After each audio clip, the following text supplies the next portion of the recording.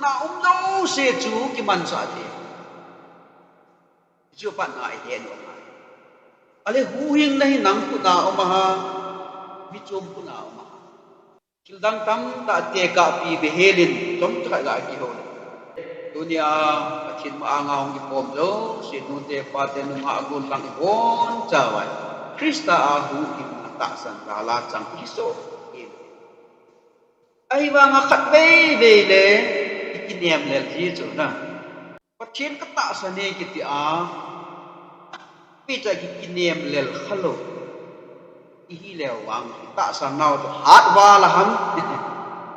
ai lo wa hai le ta san hi lo ham khat Christian khat hiya pathin nung Christian nung izoi na chi le se pum pi bu hi rong a person la in suna boy na ta pi mai mi he lo wa I chon se pathin de lo wa I ku atama tam chmin hello I ting chule the who in the gel do was here. Christianum zo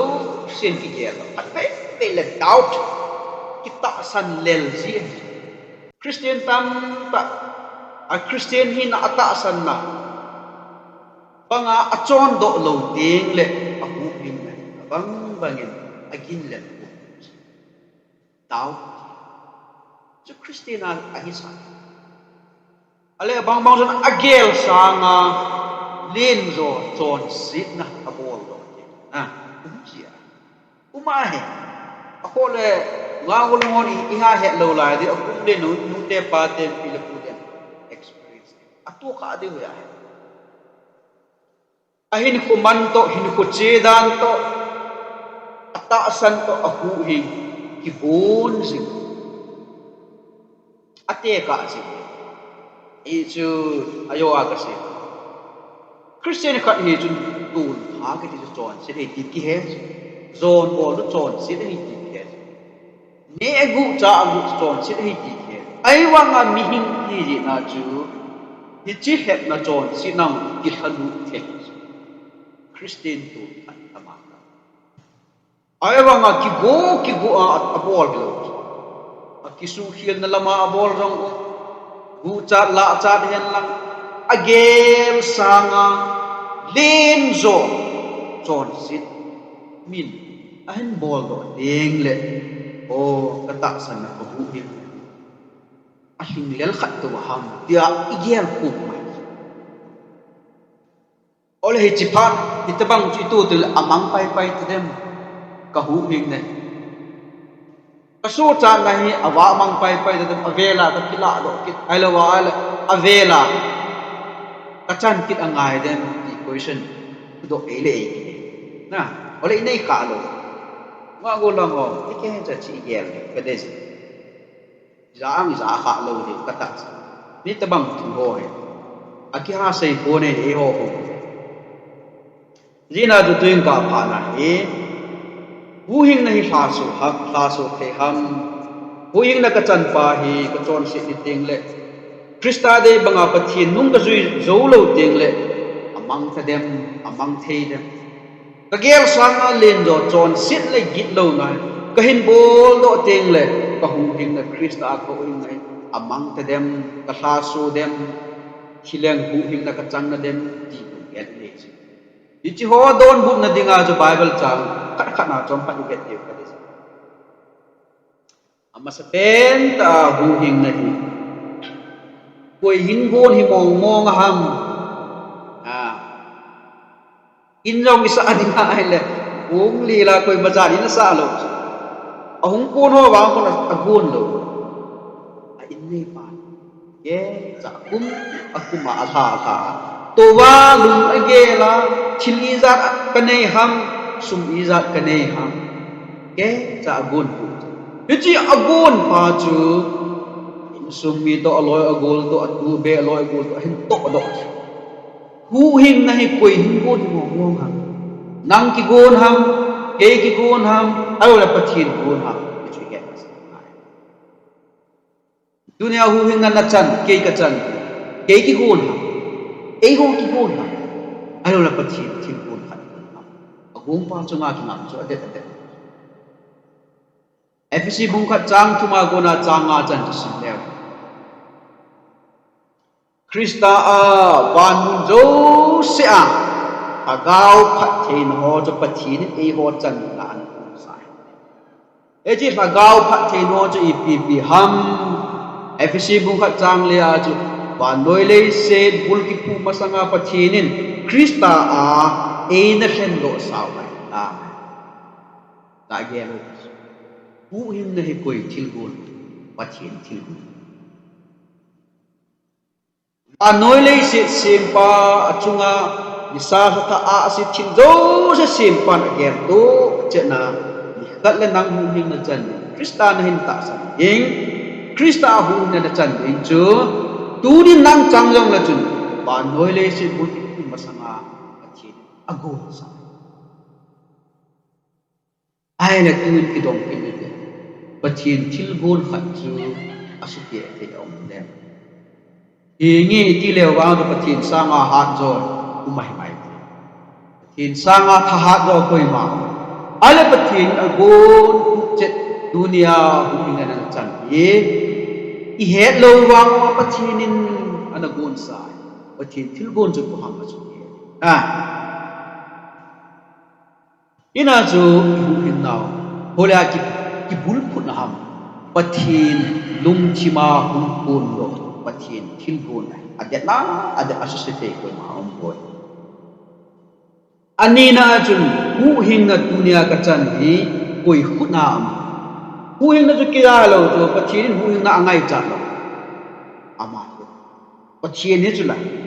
o pathin na nga chu chile ne kisu kha ding ri elo le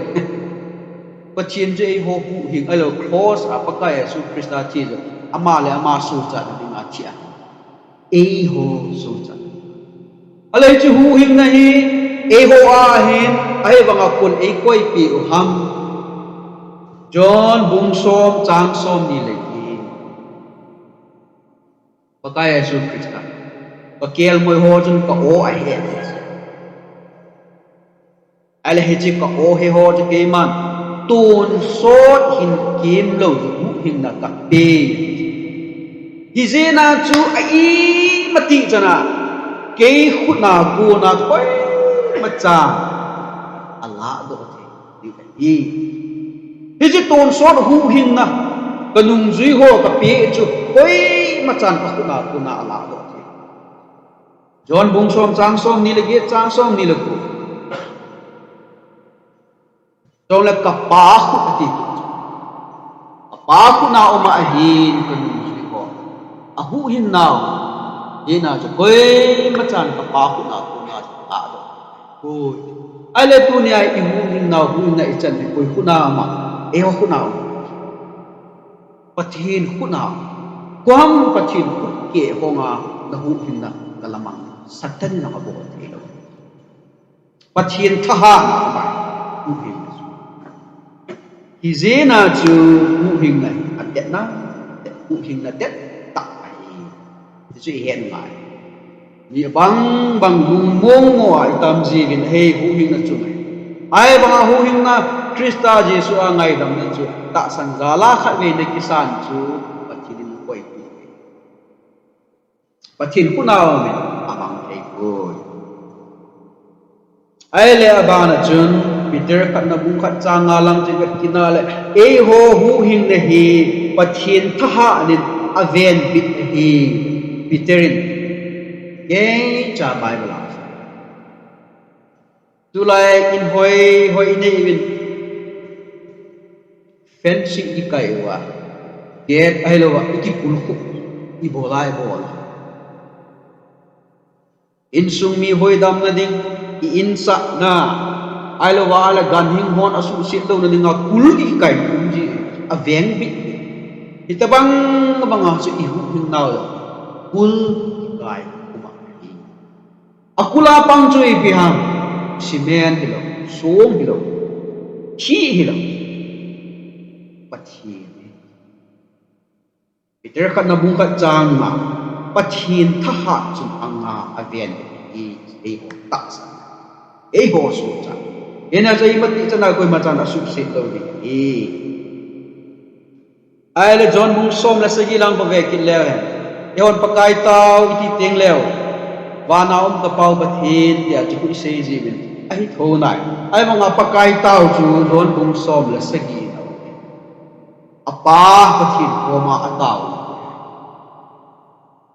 ai to ai on se và nào ông tập bao bát hin thì thì mà nó xây gì thì tao gì ai hin ama tao này đón bung xóm là sẽ gì à tao là còn ibi sayam thì lệ ấy ho ấy tao aman hilaya ne Israel sunga ấy ta san ho kiêu sẽ cái tao pi ai pu khununga ke ấy hin ta san ding ho lo cái tao pi ye jun ka pa amo ai ki pum khat sa ấy ni apa acha ki pum khat hi ban kanung zui ke ấy ta san zo shem mang tha lo wa ki pum khat hi wa wan gam ni khu ge ya ki pum khat even ka tao na i hu hin nào ta san nào hi aman tha lo na dinga ta san zala che ma so ho en lang ta san zala pathin na tong ho ahing ho tu la ya ho jong ik agawa ki kum kha di wa pathin ni tau pi pakaya su san ni tau pi se e na chu pathin tha ni ta san nào pi su cha nào pi aven na pathin ni tau pi jing wa hi yen jun yo yong la ho bum mi te ka ho me ti po te chille lo a po a tam po ti po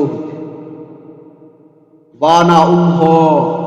Abraham ai lo wal ho bum mi se ji ho se lang pul te ho yong le je masa se ji ho bum khat hin su ti ba khat hin su Krista ikinet le lo di we zong le ba noi le si na hun gam tha ja cho min mi him tam ta au min Christian tam ta sana det dik tam ta au min ama ho tu dong khai chi chu pathin se ki pum khai ki di chu pa ki pum khai ti chu hilai ho bung keu se KBA ho bung keu se KCC ho bung keu se ki pum khat na ko ti Krista ta san ne zo se chu Krista ale tu ni hin Krista na ta san jali ji Krista pum khat na nang no na lut dai ham hilaya ko na la do da wa ade na hu hin nai ko hu hin nai ki ha su kit leng mang kit hen lang le Krista ta sa e ding ke ding ai thei ko na he je na chu hu hin na khat be ki chan tu so na de ai le ro Koren khat na bung thum chang som le gu bung gup chang som le gu si ma hele na ta sao he pathin ho in thing a hi chun he lo bu ham na sunguma pathin thakau a chen chun he lo bu ham pathin thakau in a chen ai le fc bung khat lang che ve kit le hen hu hing ni ku a alo lo pin na chang dinga ma hor kinam kum de ta ma hor di jo kong ka ha he mahor iti diwa sign ti dam sign sui ti dam khat na e ho pa sign signature ti da hu hin na ichan ni wa Krista ta san ni wa chu pathianin sui nam kum la he chinu e chi pa he ka cha a hi lo pi na chang ding a hi hu hin na chang ding ya sui nam he ji soi chui pi ha pe na signature atai mem chi na khat pi i chumu wa he ji mem chi na chui pi ha fc bung li chang som agau thi nga mu ki nam na hi be di so na ai le hu hing ni khu a lo pi na i chan diu mel chi na chui pi ham agau thi ale tu nin ha so kit len hichi mohor ki nam chu lap talo chona chu len ten thupi anei teng leo amo khu jema khu alimu ham khat asien ji cho khu jema hichi alimu atta ji hichi le kha thot chuma mina mu teng chi wang leng pa thu tho ai da za ne ta abol ahong ding pa asim ding pa tai lo chun ahon thei lo ahon nge leng pa chung ama chu go na pi ni asu sipa ale ka thot ko aphat lo wa alo la amilo khat ka kon ito bang mga chu yung uhin na ichan ni wa chu mahur pati ni na ito piham kaya su Krista ito piham agawa agent pati agaw chi ye na galati lang chi na hele gaw ne zo se chu agaw chen pompi zo se chu pati chai ta di chu Israel de chun kapaw kapu chu Abraham hin Jacob Isaac ahin pathian thu te kitep na chang ho chu anakul ta ana zo ho chu ama ho chu kapu te wa hi be ki ho a cha te ka hi be ta clip sa we ai wa pulin Israel ki zo si Israel di ta ai chu Abraham cha ni ai le Abraham chu taksa pa taksa ma pathian cha chu ai le Abraham cha zo siong chu pathian cha a na again si Israel den is an kilit sa Abraham cha hi chu pathian cha ni ki gel an kilit sa ai wa ama pulin ase koi hile pathian lagaw nei zo se chu pathian cha Abraham cha ki zo se chu pathian cha di ta ai di cho ai le tu ne ho ta san za la Abraham cha dang hi pathian cha ai le he chu agaw thing nei chen kom piwa mahore na kumwa ichung wa pathian lagaw thing a chen tunin nang man na mo su sin midangin long na mo la pi the adet na det hi la tuin azora dingin hu hinga ichan ya ding ham every bungko chang som la ka chang som ni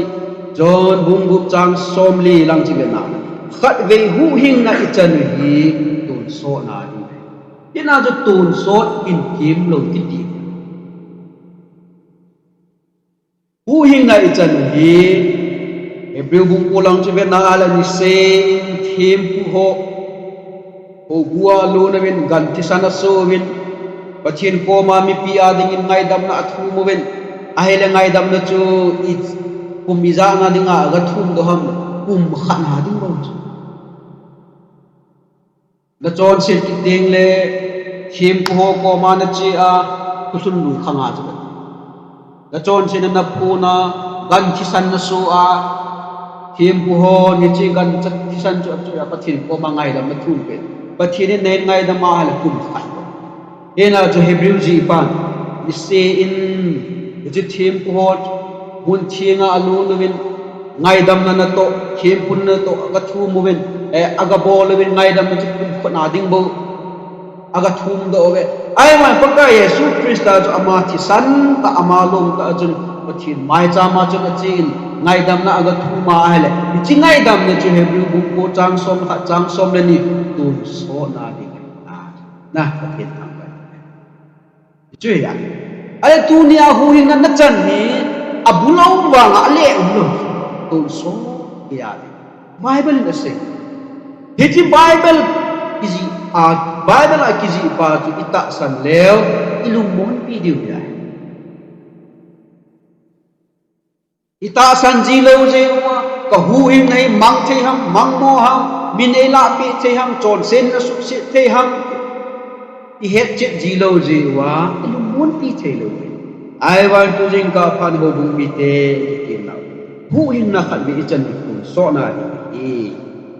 FPC bung khat chang som le thum bung li chang som thum John bung gup chang som le ko lang ji na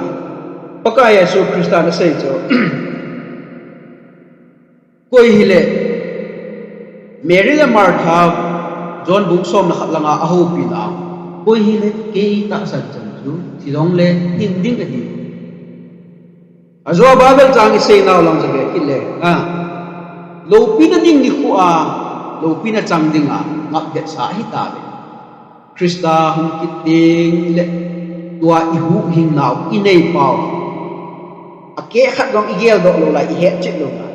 awa he chini te ki le apu tanga ai mu lo pin ni hu yen ai mati chana na hu ing nei amang thei ko ai le ti tu hi ta le